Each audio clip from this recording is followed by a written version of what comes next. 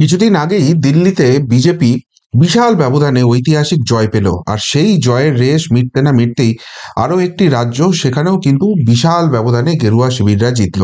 BJP sweeps civic election in Chhattisgarh in all 10 seats. Chaiwala fielded from Raigarh also wins. So এরকম একটা খবর সামনে এসছে। এবার আপনারা বলবেন যে এই খবরটার মধ্যে এমন আর কি আছে? সিভিক ইলেকশন মানে আমাদের এখানে যেটা মিউনিসিপ্যালিটি ইলেকশন আর কি, সেইটাই ছত্তিশগড়ে হয়েছে এবং রাজ্যওয়ারি ব্যাপক ব্যবধানে বিজেপি সেখানে জিতেছে। এবার আপনারা বলবেন যে এটাই তো চেনা ছবি, যে রাজ্যে যে ক্ষমতায় থাকে তারাই তো এই পঞ্চায়েত ইলেকশন বলুন, মিউনিসিপ্যালিটি ইলেকশন বলুন, সেখানে তো বড় ব্যবধানে জিতবে। কেননা পুলিশ তাদের সঙ্গে, প্রশাসন তাদের সঙ্গে, রাজ্য কমিশন তাদের সঙ্গে, রাজ্যের নির্বাচন কমিশন। আমাদের রাজ্যে যেটা দেখি, ওই বোমা টমা ফেলেছে, সাদা থান পাঠিয়ে দিয়েছে, বিরোধীদের নমিনেশন ফাইল করতে দেয়নি, নমিনেশন ফাইল করলেও জোর করে সেগুলোকে তুলিয়ে নিয়েছে, তারপর ভোটের দিন ভোট হতে দেয়নি, ভোট লুট করেছে, ভোট হয়ে যাওয়ার পর সেখানে ব্যালট পেপারে কালি ঢেলে দিয়েছে, জল ঢেলে দিয়েছে, বা ধরুন কাউন্টিং এ গিয়ে সেখানে গিয়ে ছাপ্পা মেরেছে, যে ফলাফল হয়েছে বিরোধীরা যেখানে জিতেছে উল্টে দিয়েছে। বিরোধীরা এখানে শূন্য হয়ে যাবে, আর যারা ক্ষমতায় থাকবে তারা জিতবে, এটার মধ্যে তো কোনো আলাদা কিছু নেই। কিন্তু না, আলাদা একটা বিশাল বড় জিনিস আছে, যে কারণেই এই এই প্রতিবেদনটা করছি, এবং শেষ অবধি দেখলে চমকে যাবেন এবং ভাবতে বাধ্য হবেন। প্রথমেই আমি বিজেপির ছত্তিশগড় যে পেজটি, ফেসবুক পেজটি রয়েছে, সেখান থেকে তারা যে পোস্টটি করেছে সেইটার আমি স্ক্রিনশট নিয়েছি। সেখানে বলছে, পার্লামেন্ট সে পঞ্চায়েত তক। লোকসভাতে 11টা আসন ছিল ছত্তিশগড়ে, যার মধ্যে 10টাতেই বিজেপি জিতেছে। বিধানসভাতে 90টা আসন ছিল, তার মধ্যে 54টাতে জিতেছে। এখন নগর নিগম মানে যেটা ওই মিউনিসিপ্যালিটি রেঞ্জের আর কি, সেখানে 10টা ছিল, 10টাতেই বিজেপি জয়ী হয়েছে। নগরপালিকা, তার আগের রেঞ্জ যেটা, সেখানে 49টা আসন ছিল, যার মধ্যে 35টা জিতে নিয়েছে বিজেপি। এবং নগর পঞ্চায়েত 114টা ছিল, তার মধ্যে 81টা জিতেছে বিজেপি। আমি ফলাফলটা আরেকটু বিস্তারিতভাবে আপনাদের দেখাই, তাহলে আপনাদের বুঝতে আরো সুবিধা হবে ঠিক কি হয়েছে। একদম পেপার কাটিং দেখাচ্ছি আপনাদের। গত 11ই ফেব্রুয়ারি মঙ্গলবার ছত্তিশগড়ের বিলাসপুর সহ 10টি পুর নিগম, 49টি পুর পরিষদ এবং 114টি নগর পঞ্চায়েতে ভোট নেওয়া হয়েছিল। মোট ভোটারের সংখ্যা ছিল 44,74,000। তার মধ্যে মহিলা ভোটারের সংখ্যা ছিল 22,73,000, আর পুরুষ ভোটারের সংখ্যা ছিল 22,54,000। এদিন সকাল থেকে শুরু হয় ভোট গণনা, আর গণনার শুরু থেকেই কংগ্রেস সহ অন্যান্য দলের প্রার্থীদের পিছনে ফেলে জয়ের দিকে এগিয়ে যেতে শুরু করেন বিজেপি প্রার্থীরা।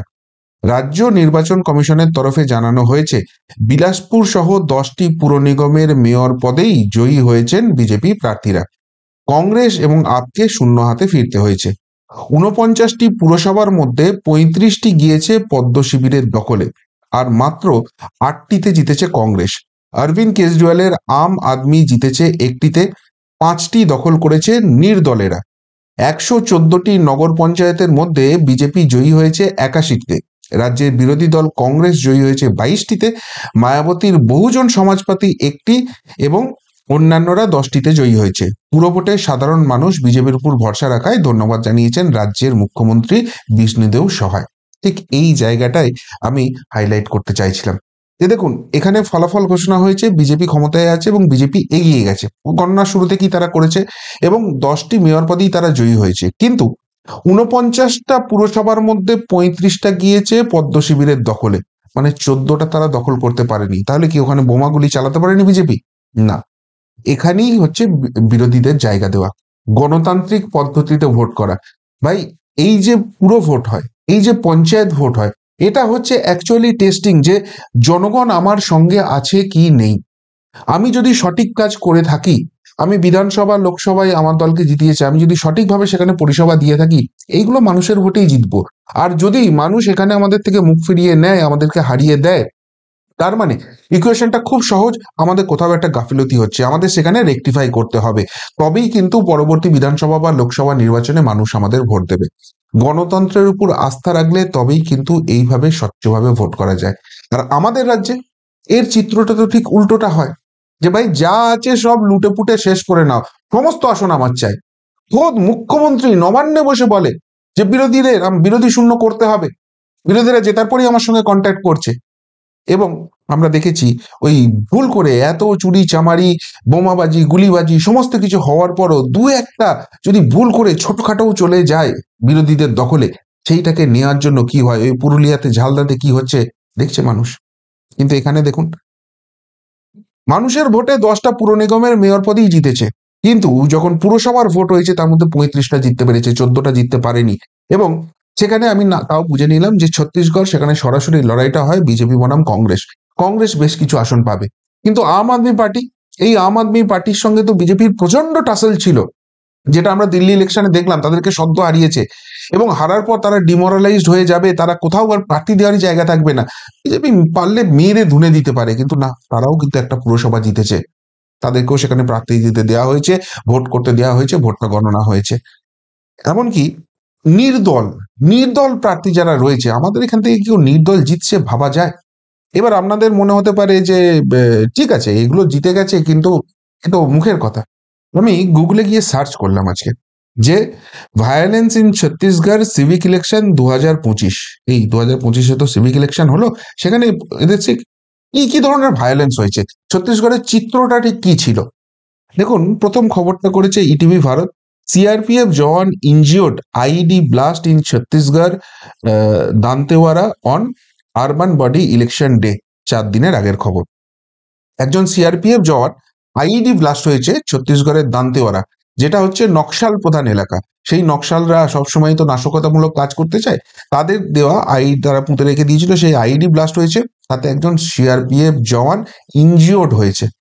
বাকি তার পরের খবর দেখুন, তেলেঙ্গানা ফার্মা প্রোটেস্ট করে কোথায় চলে গেল, YSR CP leader Andhra Pradesh, Telangana, সেই সব খবর চলে গেল। ছত্তিশগড়ের কোনো খবর নেই।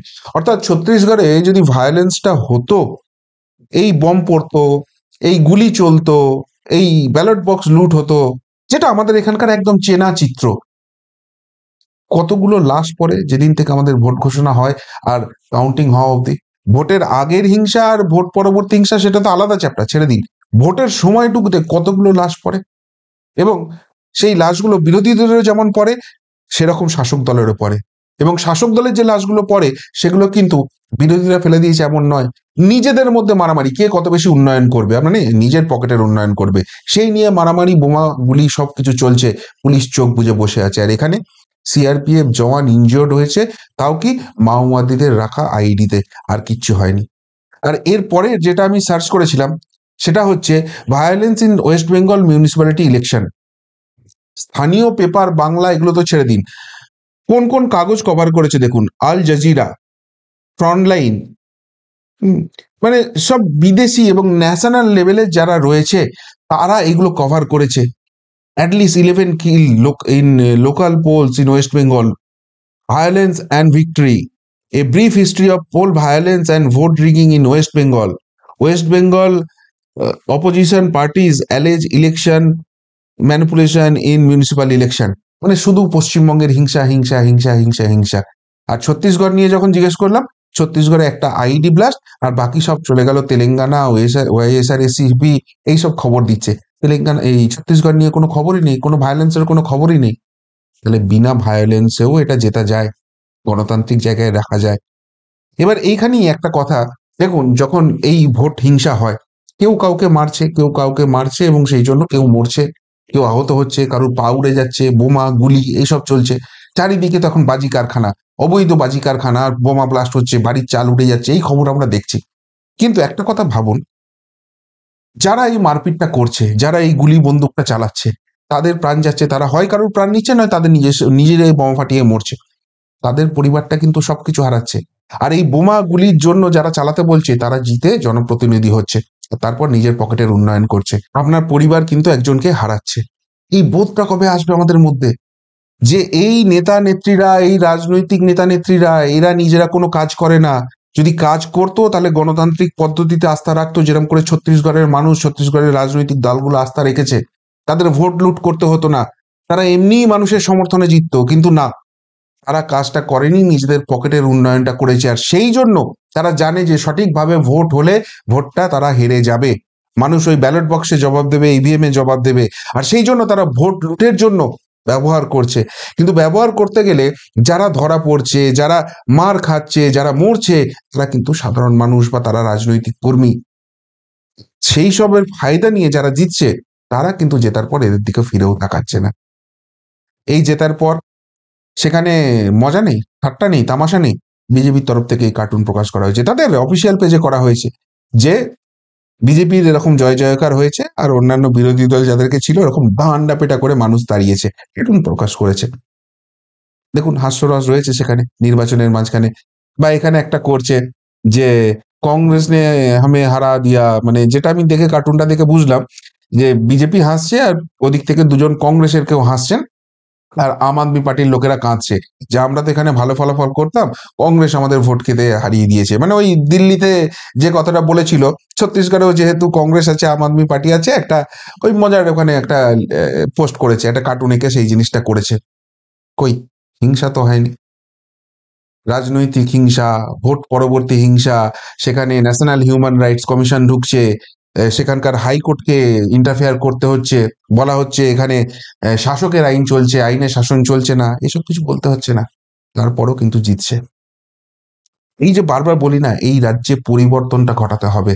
পরিবর্তন কি কোন রাজনৈতিক দল এলো ডাজেন্ট ম্যাটার, কিন্তু বর্তমান যে চিত্রটা চলছে, এই যে বোমা গুলি চলে, ধরুন রাজনৈতিক ভাবে করবে, আপনি বলছেন যে ভাই ওরা যা পারে রাজনীতিতে করে নিক, আমার এর সঙ্গে কোনো সম্পর্ক নেই, কিন্তু যখন বোমাটা ফাটবে তখন জিজ্ঞেস করবে আপনার রাজনৈতিক পরিচয়?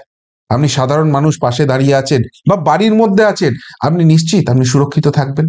তাহলে এমন একটা সরকার, এমন একটা প্রশাসন চলছে, এমন একটা রাজনৈতিক দলের অধীনে চলছে যেখানে বোমা গুলি, ভোট লুট, বিরোধীদের মার ধর, গণতন্ত্রকে লুট, এটা সংস্কৃতি হয়ে গেছে। এই সংস্কৃতিটারই চেঞ্জ করার দরকার আছে। কারা করতে পারে? যারা এখন ক্ষমতায় আছে তারা তো অন্তত না। তাহলে কারা করতে পারে? সেই ভাবনাটা আমাদেরই ভাবতে হবে। আমাদের সাহস করে সেই জায়গাটায় ভোটটা দিতে হবে।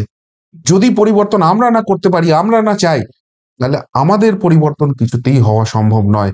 আর অন্যান্য রাজ্যে এরকম হাসতে খেলতে ভোট হবে, যে ভালো কাজ করবে সে জিতবে, যে খারাপ কাজ করবে সে হারবে।